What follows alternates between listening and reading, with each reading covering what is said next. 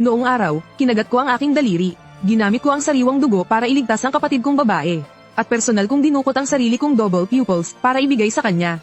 Para lang masigurong mabubuhay siya. Pero nang maging empress ang kapatid ko, nakipagsabuatan siya sa siyam na Great Emperor para supulan ako. Kasama pa roon ang aking kapatid sa panunumpa at ang aking asawa. Ngayon, ang Supreme God Palace ay guho na. Sa Righteous Alliance na tumutugi sa akin. Ang pinakamahina sa kanila ay isa ng quasi-emperor. Nagtagumpay sa patagong pag-atake ang pinuno nilang si Great Emperor Wang Teng. At ikinulong niya ako sa sinaunang artifact na Reincarnation Mirror. Pagkalipas ng 7 araw, ako'y mamamatay at maglalaho.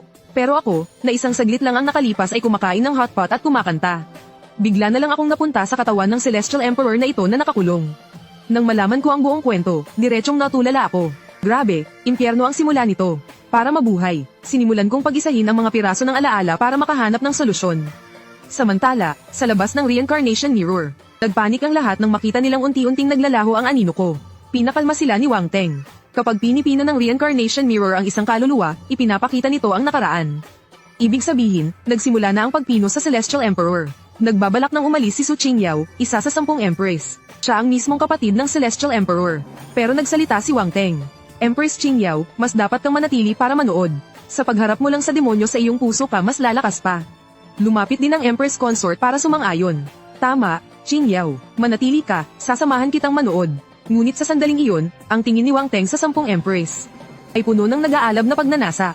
Plano niyang kapag siya na ang bagong Celestial Emperor, gagawin niyang mga asawa at kirida ang 10 Empress. Kahit na napakalakas ng kapangyarihan ko dito sa loob ng Reincarnation Mirror. Hindi ko kayang basagin ang salamin mula sa loob. Tiningnan ko ang 10 Empress sa palasyo. Tila, na dati pinakamalapit sa akin. Ang tanging pag-asa ko para mabuhay. Para makatakas, kailangan ko silang kumbinsihin na kumampi sa akin at basagin ang salamin. Ipapakita ng Reincarnation Mirror ang nakaraan ng sinumang pinipino nito. Plano kong bahagyang baguhin ang mga eksenang ipapakita nito. Ako, na lumaki sa pagbabasa ng mga madramang nobela. Kapag hindi ko napaiyak at napaluhod sa pagmamakaawa ang 10 Empress, babaliktarin ko ang pagsulat ng pangalan ko. Una kong tinoon ang aking pansin kay Su Qingyao. Siya ang kapatid ng Heavenly Emperor. At siya rin ang pinakaunang nakakilala sa Heavenly Emperor. Bukod pa riyan, malabo na ang mga alaala noong bata pa siya, kaya pinakamadali siyang magbago ng isip. Sa sumunod na sandali, may lumitaw na mga imahe sa Samsara Mirror. Sa isang maliit na nayo ng mga mangingisda na may magandang tanawin. Isang pamilyang may 3 miyembro ang magkakasamang kumakain. Isang lalaking nasa katanghaliang gulang ang masiglang nagtanong. Anak, malapit ng mga anak ang nanay mo. Gusto mo ba ng kapatid na lalaki o babae? Ako noong bata pa, walang pag-aalinlangang sumagot. Gusto ko ng kapatid na babae. Naisip ko na nga ang pangalan niya. Tatawagin siyang Qingyao. Nagulat ang lahat sa bulwagan. Hindi nila inaasahan na ang Heavenly Emperor pala ang nagbigay ng pangalan ni Empress Qingyao. Ngunit nagpakita ng pandidiri si Su Qingyao. Nagbago ang eksena. Sinasamahan ko ang aking ama sa pangingisda at pagsisibak ng kahoy. Pagkatapos magbenta ng isda, pumupunta ako sa silid-aklatan para magbasa. Doon ko nalaman ang tungkol sa mundo ng cultivation. Nalaman ko rin ang tungkol sa mga kababalaghan tulad ng double pupils, supreme bone, at strange fire. Nalaman ko na ang mga taong may double pupils ay tiyak na magiging walang talo sa hinaharap. Isang matinding sakit ang gumuhit sa mga mata ni Su Qingyao habang iniisip sa sarili.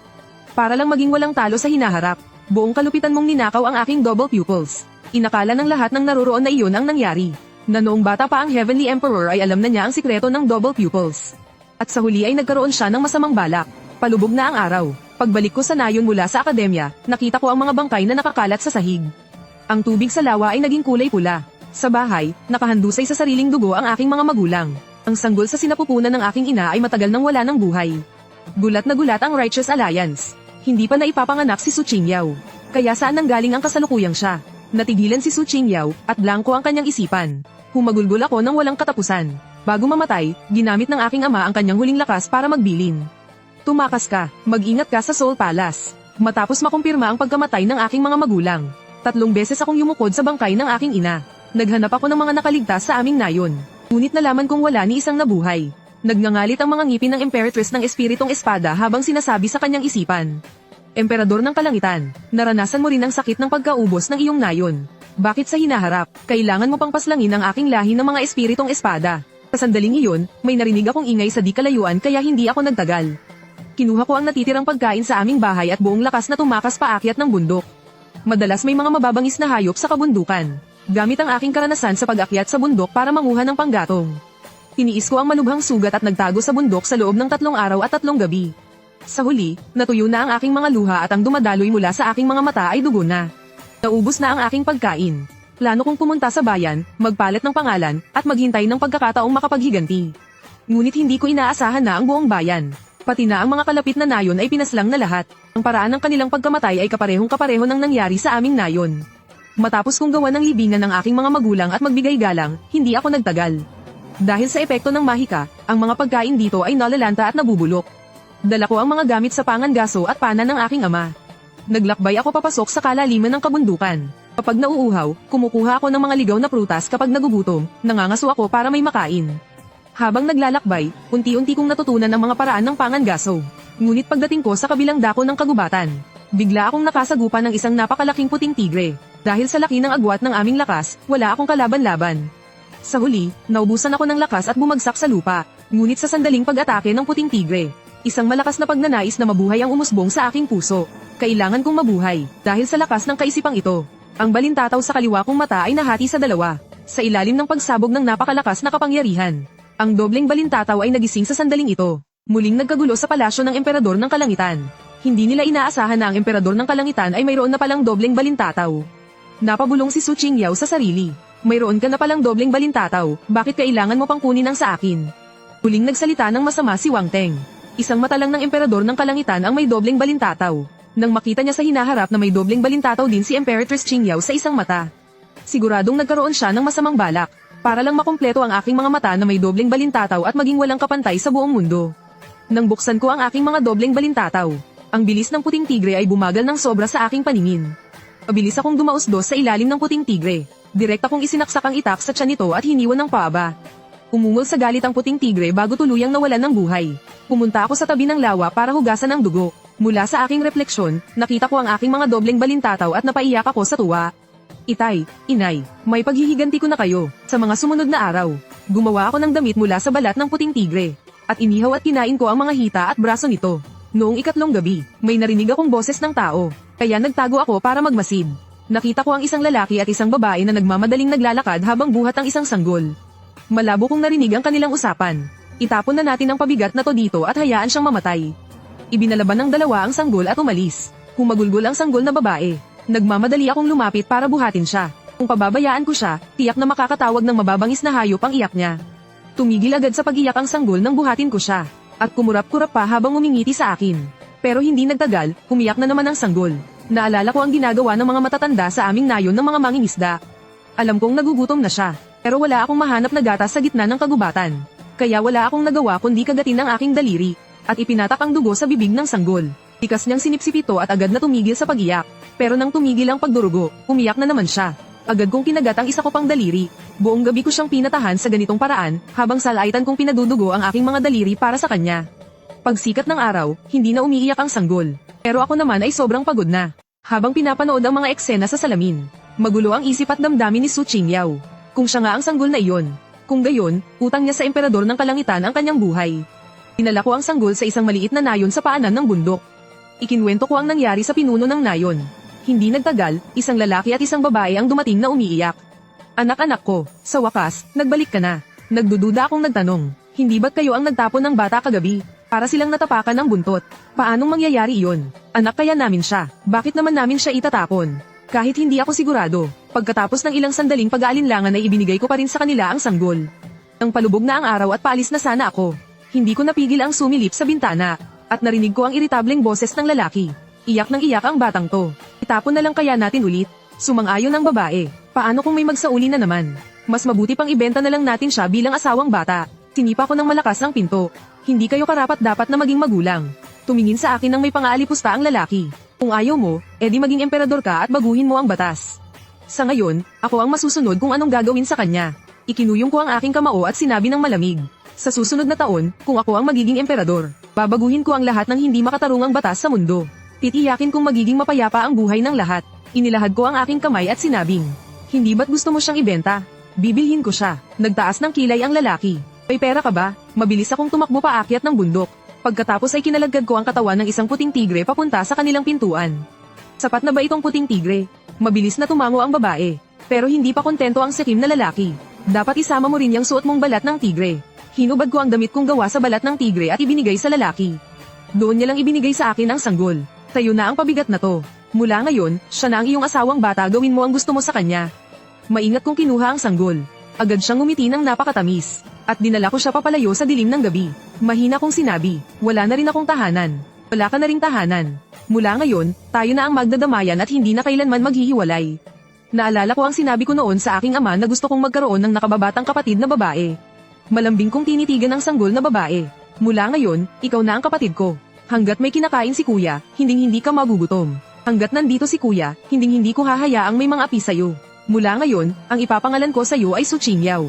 Sa wakas, naunawaan na ng lahat sa palasyo ng Emperador ng Langit. Ang sanggol na babae na ito ay ang kasalukuyang Emperatress Qingyao. May isang hindi napigil ang bamantong hininga. Mukhang malaki ang utang na loob ni Emperatress Qingyao sa Emperador ng Langit. Kahit hindi tunay na kapatid, higit pa ito sa kadugo. Mahina kong nagsalita si Su Qingyao. Ano man ang mangyari, may utang na loob ako sa Emperador ng Langit.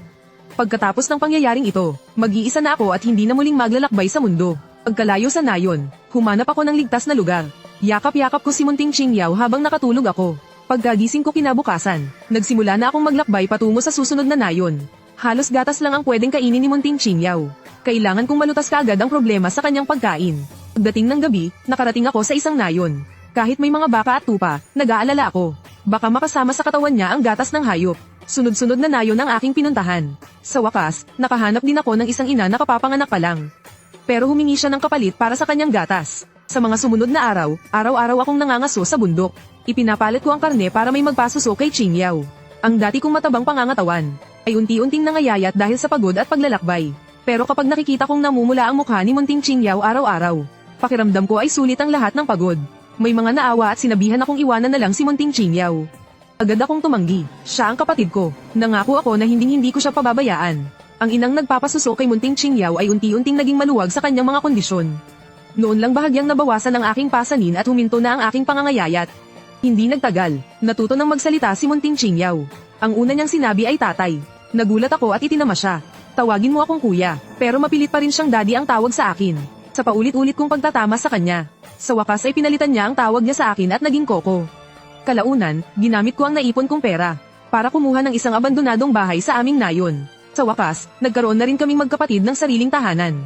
Ngunit dahil sa matagal na malnutrisyon, mas payat ako kumpara sa mga kaedad ko. May mga nag-usap sa palasyo ng Emperador ng Kalangitan. Masyadong mabait ang batang Emperador ng Kalangitan kay Emperatress Qingyao. Sa isang banda, para na siyang pinalaki para maging asawa ng Emperador. Dahil sa sinabi nila, napatingin ng malamig si Su Qingyao. Wala nang sino man ang nangahas na magsalita pa. Tinanong ni Su Qingyao ang sarili sa kanyang isipan. Sa simula ba, pinalaki talaga ako para maging asawa niya? Pero bakit ka nagbago pagkatapos noon? Nang medyo lumaki na si Munting Qingyao, sinimulan ko na siyang isama sa mas ligtas na bahagi ng kabundukan para mangaso. Nakakakain na rin siya ng kaunting karne. Dahil madalas kaming mangaso roon, unti-unting naubos ang mga hayop gubat. Paminsan-minsan, nararanasan naming mabuhay ng isang kahig, isang tuka. Ang papaya sa bundok ang naging pinakamadalas na pagkain ni Munting Qingyao. Sa isang iglap, lumipas ang 5 o 6 na taon. 11 taong gulang na rin ako. Lumaki na rin si Munting Qingyao. Isang araw habang nangangaso, nakaamoy ako ng panganib. Sa di kalayuan, isang grupo ng mga lobo ang pumapalibot sa isang binatilyo. Ginamit ko ang aking pana para patayin ang 3 lobo. At gamit ang lakas ng aking kambal balintataw at karanasan sa pangangaso. Nalipol ko ang lahat ng lobo. Wala nang malay ang binatilyo. Karga ko si Munting Qingyao sa isang braso. Habang pasan sa likod ang binatilyo pa uwi sa aming bahay. Pagka-uwi, habang ginagamot ko siya gamit ang mga halamang gamot para patigilin ang pagdurugo. Natigilan ako sa aking nakita. Sa may dibdib ng binatilyo, mayroong isang buto na puno ng mga sagradong simbolo. Ito mismo ang kataas-taasang buto na nakasulat sa mga aklat ng kababalaghan. Ayon sa alamat, sino mang magmay-ari ng butong ito ay magiging pinakadakila sa lahi ng mga tao. Lahat sa palasyo ng Emperador ng Kalangitan ay napasinghap sa gulat. Ang lahat ng mga mata ay sabay-sabay na napabelang kay Ling Xiaoyao. Siya ang kapatid sa panunumpa ng Emperador ng Kalangitan. Ngunit minsan na rin kinuha ng Emperador ng Kalangitan ang kanyang Supreme Bone. Ito rin ang dahilan kung bakit siya sumali sa alyansa ng matuwid na landas. Walang pag-aalinlangang inamin ni Ling Xiaoyao. Tama, ang taong iniligtas ay ako nga. Nagtaka ang lahat, bakit hindi kinuha ng Emperador ng Kalangitan ang buto sa pagkakataong iyon? Napakagandang pagkakataon na noon. Inakala ni Wang Teng na naiintindihan na niya ang lahat. Siguradong pinigilan siya ng batang Emperatress Qingyao. Dahil mabuti ang kanyang puso. Ngunit sa eksena, inosenteng nagtanong ang maliit na si Qingyao. Kuya, ano po ang Supreme Bone? Kunin mo na iyon. Hindi ba't magiging pinakadakila ka sa lahi ng mga tao kapag ginawa mo iyon? Napatahimik ang lahat sa palasyo ng Emperador ng Kalangitan. Sabay-sabay silang tumingin sa hiyang-hiyang si Wang Teng. Hindi mapakali ang isip ni Su Qingyao. Lumalabas na ako pa pala ang nagudyok sa kanya na kunin ang Supreme Bone noon. Umiling ako at tumanggi. Kapatid ko, gaano man kaganda ang pag-aari ng iba, sa kanila pa rin iyon. Ang aking dobleng balintataw ay sapat na sa landas ng pagiging walang talo, bakit pa ako hihiram ng buto ng iba? Nagimbal ang lahat sa palasyo ng emperador ng kalangitan sa mga salitang iyon. Sa murang edad, mayroon ng ganoong pananaw ang emperador ng kalangitan. Hindi nakapagtataka na siya ang naging emperador ng kalangitan. Ang hindi matinag sa harap ng tukso ng Supreme Bone. Ang ganitong klaseng prinsipyo ay hindi kayang pantayan ng ordinaryong tao. Sa sandaling iyon, ang aking refleksyon sa salamin ay matagal ng abala. Bago napahinto ang pagdurugo ni Ling Xiaoyao. Pagkatapos ay pinasan ang maliit na si Qing Yao at umakyat sa bundok para kunin ang mga samsam sa laban. Kinaladkad ang mga bangkay ng lobo pabalik sa kubo. Sa ilalim ng aking pag-aalaga, sa wakas ay nagising ang binata.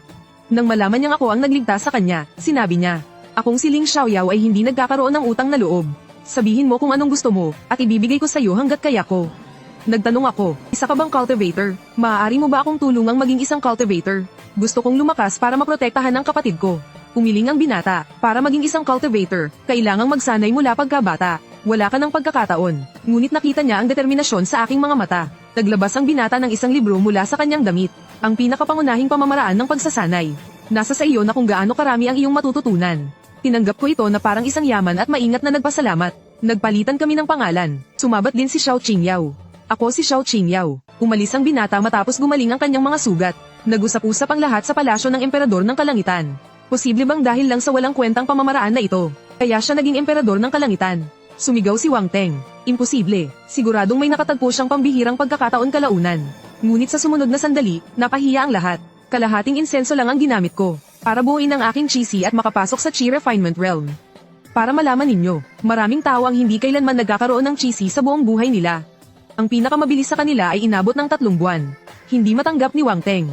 Kalamangan lang yan ng kanyang double pupils. Nakapasok lang siya sa landas ng kultibasyon dahil kay Ling Xiaoyao. Ngunit nagsalita si Ling Xiaoyao. "Totoong dahil sa akin kaya nakapasok ang emperador ng kalangitan sa landas ng kultibasyon. Ano man ang nangyari sa kanya, dati ko siyang kapatid sa sumpaan.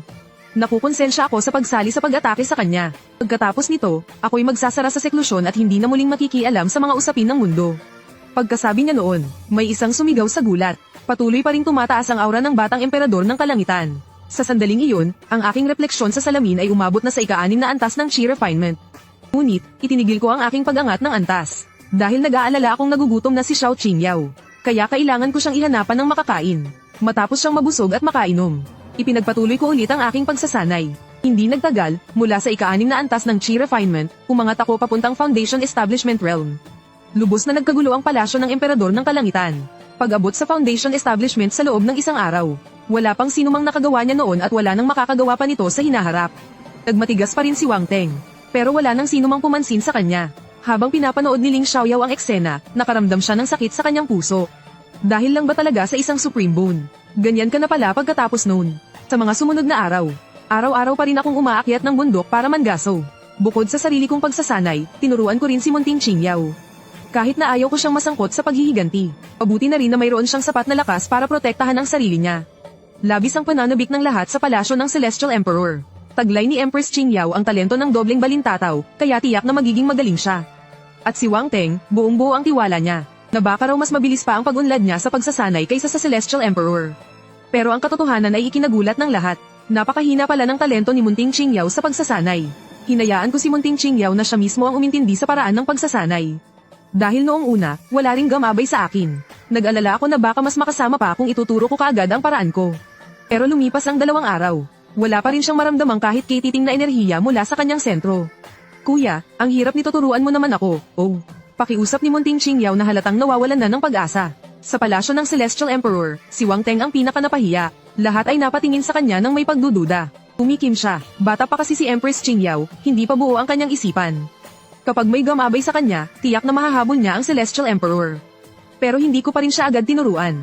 Dahil naniniwala ako na ang paraan na matutuklasan niya sa sarili niya ang pinakabagay para sa kanya. Pero hindi ko inasahan na tatagal pa ng 2 araw ang sitwasyon. Wala pa ring pag-unlad si Munting Qingyao. Kaya wala akong nagawa kundi ituro sa kanya ang sarili kong paraan ng pagsasanay. "Adik, subukan mo itong paraan na to, tingnan natin kung babagay sa'yo." "Huwag mo lang pilitin, ha?" Masunuring tumango si Munting Qingyao. Pero lumipas pa ang ilang araw ng pagsasanay. Wala pa rin siyang maramdamang enerhiya sa kanyang sentro. Naguguluhan ang lahat sa palasyo ng Celestial Emperor. Humanap na naman ng dahilan si Wang Teng. Siguradong may kinalaman ito sa pagiging bata niya at hindi pa bukas ang kanyang isipan. Ilang araw pa at makakapasok na siya sa unang antas ng pagsasanay. Pero lumipas ang kalahating taon at si Munting Qingyao ay hindi pa rin makaramdam ng enerhiya sa kanyang sentro, kaya tuluyan na niyang isinuko ang pagsasanay. Noon lang tuluyang natanggap ng lahat ang katotohanan, na ang talento niya ay sadyang napaka-ordinaryo lang pala. Ang huling hula ni Wang Teng ay siguradong hindi pa nagigising ang dobleng balintataw ni Empress Qingyao. Nagising lang ang Heavenly Emperor matapos malipol ang kanyang nayon. Siguro, kailangan ng matinding galit o panganib sa buhay para mapuko ito. Ang hinalang ito ay sinang-ayunan ng lahat, lalo namang ikinatuwa ni Wang Teng. Kung ganoon, hindi naman talaga siya iniligtas ng Heavenly Emperor. Sa halip, naging hadlang pa siya sa paggising ng kanyang double pupil. Kung wala ang Heavenly Emperor noong panahong iyon, at naharap siya sa matinding panganib, malamang ay matagal na siyang nagising, at mas mataas pa sana ang kanyang narating. Habang pinapanood ni Su Qingyao ang mga pangyayari, nag-alinlangan siya. Talaga bang naging hadlang sa akin ang Heavenly Emperor? Pero may kutob ako na hindi ganoon ang katotohanan. Sa mga sandaling iyon, kahit walang magawa ang ako sa loob ng salamin. Hindi na rin niya ipinilit ang sitwasyon. Inisip na lang niya na sapat nang maprotektahan niya siyang mabuti sa hinaharap. Sa loob ng kalahating taon, ang aking cultivation ay umangat mula Foundation Establishment hanggang Golden Core. Pagkalipas ng 2 taon, naabot ko naman ang tuktok ng Nascent Soul. Pero gaano ko man pag-aralan ng gusto ang basic cultivation technique na iyon. Hindi ako makapasok sa Spirit Transformation Realm. Doon lang naintindihan ng lahat na ang hangganan ng cultivation technique na ito ay Nascent Soul lang pala. Ang pag-abot sa level na ito ay nagpapakita na ng pambihirang talento ng Heavenly Emperor. Pagkatapos nito, isang araw, hinayla ako ni Munting Qingyao at sinabing, "Kuya, gusto kong mamasyal sa bayan." Narinig ko na maraming masasayang bagay doon. Nagsasawa na si Munting Qingyao sa paulit-ulit na buhay sa nayon. Naisip ko na sapat na ang lakas ko ngayon para protektahan siya, kaya pumayag ako. Nagpaganda ng husto si Munting Qingyao. Isinuot niya ang kanyang pinakamagandang damit. Sa mga panahong ito, unti-unti nang gumaganda ang aming pamumuhay. Ang lakas ko na nasa Nascent Soul level ay sobra-sobra na para sa maliit na nayon. Sa pangangaso, isang isip ko lang, sapat na para may makain kami. At saka, ang mga mababangis na hayop lang na umaatake sa mga taga-nayon ang pinapatay ko. Hindi na makapaghintay si Munting Qingyao at inapura ako. "Kuya, tara na." Patalon-talon sa tuwa si Munting Qingyao. Bahagya akong napangiti, dinala ko siya sa paglipad patungo sa bayan. Kahit na walang sino mang nagturo sa akin. Pero dahil sa pangarap kong makalipad gamit ang espada, dahan-dahan kong natutunan ito ng mag-isa. Nang malapit na kaming makarating sa bayan, doon lang kami bumaba para maglakad papasok. Namangha si Munting Qingyao sa kasiglahang nakita niya. Maya-maya ituturo niya ang mga tao ng may pagkamangha.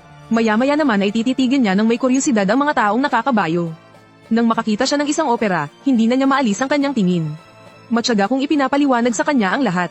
Kapag may hindi ako alam, inaamin ko rin ito. Pero hindi ako sinisi ni Munting Qingyao, sa halip ay kinomportable pa niya ako at sinabing, "Okay lang yan. Si kuya ang pinakamagaling sa lahat." Sa sandaling ito, pinapanood ni Su Qingyao sa labas ng salamin ang eksenang ito. Namuti ang mga buko ng kanyang daliri sa sobrang higpit ng pagkuyom. Malabo niyang naaalala na ang matinding trahedyang nangyari sa kanya ay dito nagmula, matapos ang ilang sandali ng paglalakad. Nakita ni Munting Qingyao ang isang nagtitinda ng tanghulo. Tuwang-tuwa siyang tumakbo palapit. "Kuya, gusto kong kumain ng tanghulo." Nagmamadali akong sumunod sa kanya. Pero sa mismong sandaling iyon, sa ibabaw ng mga ulap, isang cultivator na may puting kilay at malamig na ekspresyon ang nakatingin sa buong bayan. Sa huli, napako ang kanyang tingin kay Munting Qingyao. Hindi ko akalain na sa isang simpleng bayan na tulad nito, may isang batang babae na ganito kalakas ang spiritual na enerhiya. Ikinumpas niya ang kanyang kamay. At kasunod nito, maraming batang babae, kasama na si Munting Qingyao. Ang nagsimulang lumipad nang hindi nila kontrolado papunta sa mga ulap. Pabibili pa lang ni Munting Qingyao ng kanyang tanghulo.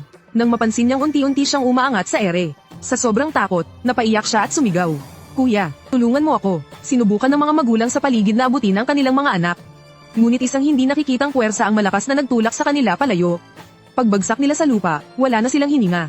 Ginamit ko ang lahat ng aking lakas para subukang abutin si Munting Qingyao. Pero isang hindi nakikitang puwersa ang pumihil sa akin sa lupa. Bahagyang nagulat ang cultivator na may puting kilay. Hindi ko akalain na mayroong isang cultivator na nasa tuktok ng Yuanying stage sa maliit na bayang ito. Ngunit hindi niya ito pinansin at sinabi sa kanyang isip, "Basta makuha ko ang mga kaluluwa ng mga batang babaeng ito, tiyak na mas tataas pa ang aking cultivation." Kahit ang tribulasyong kidlat ay hindi ako mapipigilan. Nauunawaan ng lahat sa palasyo ng Celestial Emperor. Isa itong cultivator na nasa Dao Fusion Realm. Ang batang Celestial Emperor ay wala talagang kalaban-laban. May bomb ulong. Kung titignan, ang pagbabago ng Celestial Emperor sa mga batas ng cultivator pagkatapos niyang maluklok ay talagang may naitulong sa mundo. Kahit paano, nabawasan ng malaki ang mga ganitong trahedya. Nang makita ito, nagsalita si Wang Teng. "Maghintay lang kayong lahat, kapag si Empress Qingyao ay naharap sa panganib na nakamamatay. Tiyak na madyay gising ang kapangyarihan ng kanyang dobleng paningin. Ngunit ang eksena ay nagpadurog sa puso ng lahat. Nagpursigi akong habulin siya, sinunog ko pa ang esensya ng aking dugo. Ngunit hindi ko pa rin siya maabutin. Wala akong nagawa kundi panoorin ang batang si Qingyao. Habang kinukuha ng cultivator na may puting kilay ang kanyang kaluluwa kasama ng ibang mga batang babae. Agad na nanigas ang kanyang mukha at nawalan ng buhay. Nagkagulo sa palasyo ng Celestial Emperor. Hindi lang sa hindi nagising ang dobleng paningin ni Empress Qingyao. Namatay pa siya noong bata pa. Kung ganun, sino itong nakatayo rito ngayon? Pilit na nagpaliwanag si Wang Teng. Siguradong ang kaluluwa niya ay kinuha ng cultivator na may puting kilay. At inilagay sa isang kayamanan ng hindi pa tuluyang nalalamon. Pagkatapos ay natalo ng Celestial Emperor ang cultivator at nailigtas siya. Ngunit kahit siya mismo ay hindi naniniwala sa kanyang sinabi. Natigilan si Su Qingyao sa kanyang kinatatayuan. Malabo niyang naaalala na dumaan siya sa isang matinding sakuna. At paggising niya, pakiramdam niya ay muli siyang isinilang. Sa mga sandaling ito, ipinakita sa salamin ng cultivator na may puting kilay. Nilamon niya ang lahat ng kaluluwa ng mga batang babae. Ang kanyang nascent soul ay lumakas sa bilis na nakikita ng mga mata, at ang kanyang aura ay biglang sumabog. Malinaw sa lahat sa palasyo ng Celestial Emperor. Na kapag natunaw na ang kaluluwa ng batang si Qingyao, wala nang anumang pag-asa para siyang mabuhay. Muling nakaisip ng paraan si Wang Teng. Kapangalan lang ng batang babaeng iyon si Empress Qingyao. Hindi siya ang tunay na Empress. Siguradong may isa pang kapatid na babae na kinilala ang Celestial Emperor pagkatapos noon. At iyon ang kasalukuyang Empress Qingyao. Kahit na sa tingin ng lahat ay pilit ang paliwanag, wala silang maisip na mas maganda. Samantala, si Su Qingyao ay patuloy na nanonood sa screen. Pakiramdam ko, hindi ganito kasimple ang lahat. Sa loob ng salamin ng muling pagsilang, halos mapunit ang lalamunan ko sa kasisigaw sa kapatid ko. Napansin ako ng mungheng may puting kilay at sinabi niya nang may pangmamaliit. Bata, patay na ang kapatid mo. Maganda ang timpla ko ngayon kaya hahayaan na kitang umalis. Sa sandaling iyon, ibinuhos ko ang buo kong lakas. Sumugod ako ng walang pag-aalinlangan. Papatayin kita, pagbabayaran mo ang buhay ng kapatid ko.